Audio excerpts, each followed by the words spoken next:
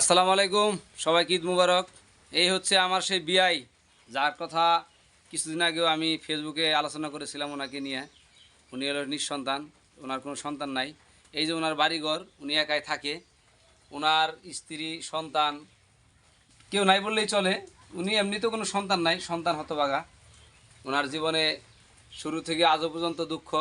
ওনার একটাই হাক, আর আল্লাহ ওনাকে একটা সন্তান দেয় নাই, সেটা বড় কথা না। কিন্তু ওনার এই শেষ বয়সে উনি ছাড়া এই পৃথিবীতে কেউ নাই। ওনার রান্না করে খেতে হয়, ওনার ভালো মন্দ অসুখ বিসুখ সব কিছু ওনাকে দেখতে হয়, দেখার মতো কেউ নাই। আচ্ছা বিয়ে, আপনি ভালো আছেন? হ্যাঁ, আলহামদুলিল্লাহ। সকালে কি খাওয়া দাওয়া করছেন? হ্যাঁ, খাইছি।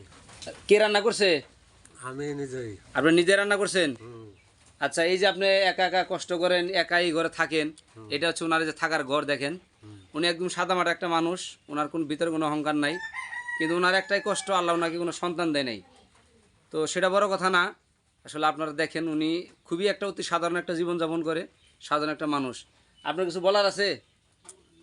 বলার আর কি থাকবো। এটা হচ্ছে এটা হচ্ছে ওনার আসলে থাকার বাসস্থান। এই বাড়িঘরে উনি ছাড়া আসলে কেউ থাকে না। দেখেন, সন্তান স্ত্রী না থাকলে একটি পুরুষ মানুষের জীবন কত কষ্টকর। এটা হচ্ছে ওনার এই রান্নাঘর। এই রান্নাঘরে আসলে উনি রান্না করেন। আর ওনার বাড়িঘর সৌন্দর্য এরকম ভিতরে আসলে তেমন কোনো কিছু কাজ করে না, কারণ উনি বয়স হয়ে গেছে, তো ওনার ভিতরে আর সেই আনন্দ, সেই জিনিসটার অনুভূতিটা নাই।